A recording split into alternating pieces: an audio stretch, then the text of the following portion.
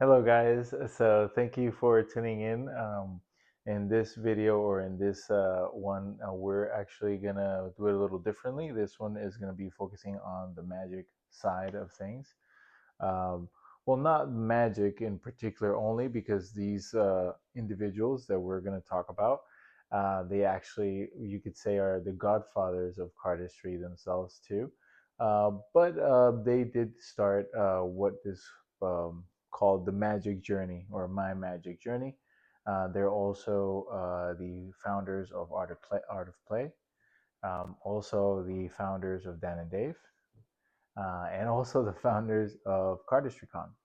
So we're gonna talk a little bit about my journey with the playing cards and how it led me to them, and hopefully you enjoy. Now, the first deck that actually caught my attention from them is called the Smoke and Mirrors. Here I have what might be seem or what might seem to be the same deck for the naked eye. It's actually two different decks, two different decks of the same deck, two different versions of the same deck. There we go. So here is what we call the V4 or the Echo version of the Smoke and Mirrors. Now they were released and re-released in many forms. This would be like the initial form or the first form that when it was released.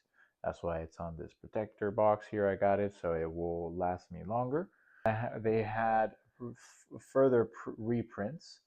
I didn't really keep up with all of them, but I know that typically they call these the V7 or V8s, and it's the most modernized version of it. The best way that you can actually, I want to say, compare or know which one is which is from the back itself. You're going to see that on the very old versions, they had two dots here and two dots on the side. The more modernized version, it's a more clean cut. They kind of removed that, focused more on other areas, which we'll showcase here in just a minute. So yeah, so since the old one is a little bit more boring in that regards, we'll leave it for last. I'll leave it here. I don't think it'll stay up, but I'll leave it here. So the first that we're going to take a look at is the more recent reprint of the Smoke and Mirrors, the V4. And I want to say the deck that got me into studying Magic and cardistry too. And I want to say the deck does come with four extra cards, barely seeable or identifiable in the naked eye. You can actually play around with them. Dan and Dave Buck, of course, they do have really good routines with them. I'm not to their level, so I'm not gonna bother with that. But that's the four extra cards of this deck. The deck handles exceptionally well, even though I opened it also around the same time as the Anyone deck I reviewed earlier. One thing I do liked about this deck, and I remember that it caught my attention really, really well, was the fact of the ink they used. It was like a metallic ink.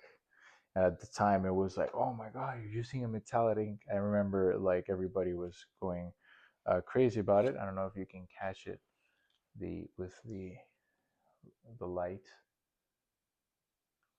and then it's like a greenish, almost black kind of color.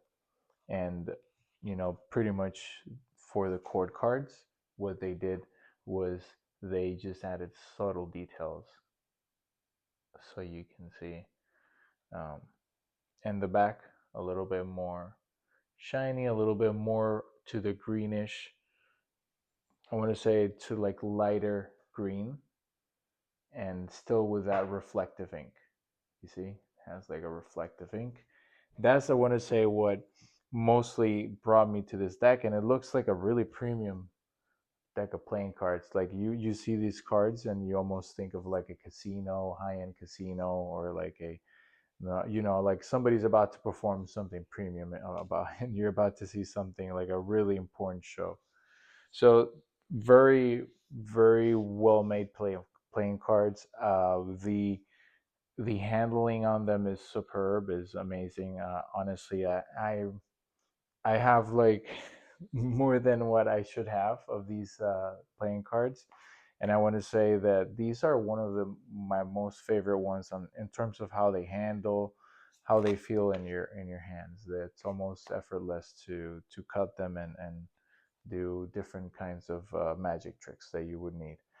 The deck is also does come with its own perks.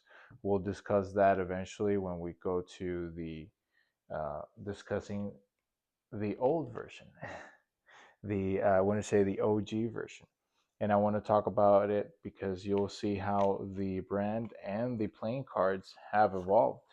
So this one, it's a little banged up here, but did what I could to get the OGs, as I like to say. Um, let's appreciate now the difference so you can see with your own eyes. You don't have anybody else to tell you. And you'll see it's almost identical. But you'll see that the old version still has that small subtle details. The borders, more modernized, right? As we were talking about, the new one has smaller borders, and the old one, it's very like I want to say give or take, a lot of people would prefer the old borders. So that's more of like an old school era, really like big borders. I don't know if you can see how the borders are very different. And also, I want to say the cards itself, by being having big borders, there's sometimes where the borders will not align properly. One side might be bigger than the other one. Some people can argue that's a bad thing about having big borders. This one does come with extra cards as well, with 4 extra cards. The 4 extra cards are pretty much the same type of vibe as the other ones, but it does come with a double backer. Double backers, as you know, really good for magicians, pull off some really good tricks. Um, let me say here, there we go. And for the chord cards, that's why I left this for last. There's not really much to talk about. It's very simplistic, very minimalistic. But when you're talking about the people that created Dan and Dave Buck, who created this deck, they were creating it to give people like us some tools to create magic, to give people some experiences. And when you're talking about magic, you want to, not cardistry, right? You want to make sure that what's important, what actually makes an impact, or the things that they see are very important for you to make an impact with your magic, right? So having something very minimalistic, very simplistic will help the brain. Okay, no, that's a queen of heart, right? Because if you go with a little bit more like of razzle dazzle, like the anyone worldwide, for instance, it's going to have more colors, more vibrancy. It might create a shock for people, and they won't be able to see the king of spades. Now, with a minimalistic design, it's a more easy to recognize the card that you have in front of you. So, you can appreciate that for its face value. If you're really taking it because of the artistic side, then it's not really a deck of playing cards for its artistic style, right? It's more of its value on what you're doing with the deck, right? On your actions with the deck. And then for last, the aces are pretty much standard. The only one that is not standard, as always, the ace of playing cards, with a very gorgeous design, has really intricate details. I don't remember exactly the story about the ace of spades, but I'll have that for another video. And yeah, that's pretty much the deck of playing cards for Dan and Dave Buck. I would say I can actually do videos as well talking further about Dan and Dave Buck, and also anyone worldwide. If you would like something like that, please hit a like and subscribe, and we'll talk further about it.